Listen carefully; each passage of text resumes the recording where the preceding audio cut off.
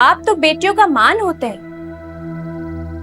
जब जमाना ठोकर पे रखता है तो बाप ही फौलाद बनकर दुनिया वालों की सख्तियों से अपनी बेटियों को बचाता है। अम्मी, हमारे बाप की तरह बेएतबार नहीं करता।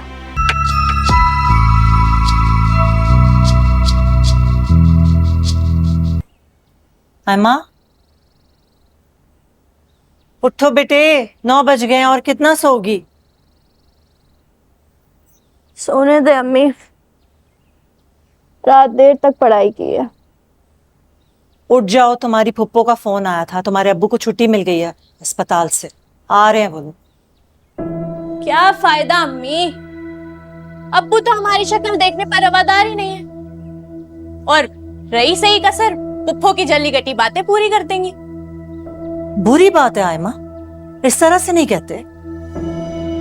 इतने दिनों के बाद तुम्हारे अब्बू वापस आ रहे हैं घर और तुम इस तरह की बातें कर रही हो। तुम्हें तो शुक्रगुजार होना चाहिए, उनका साया हम पे सलामत है। अम्मी, बाप तो बेटियों का मान होते हैं।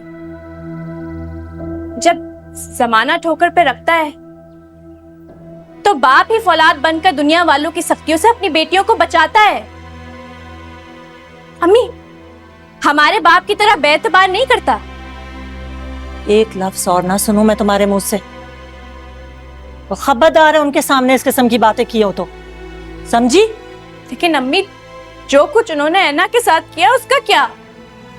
ऐना के साथ जो कुछ भी हुआ वो उसी की हकदार थी। औलाद जब हठधर्मी पे उतर आती है ना, यूं ही बर्बाद होती है। अम्मी,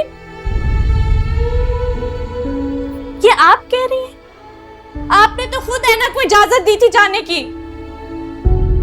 हाँ, दी थी, उसी पे पछता रही हूं मैं। और तुम भी मुझसे कोई उम्मीद मत रखना, मैं किसी सूरत तुम्हारा साथ नहीं देने वाली।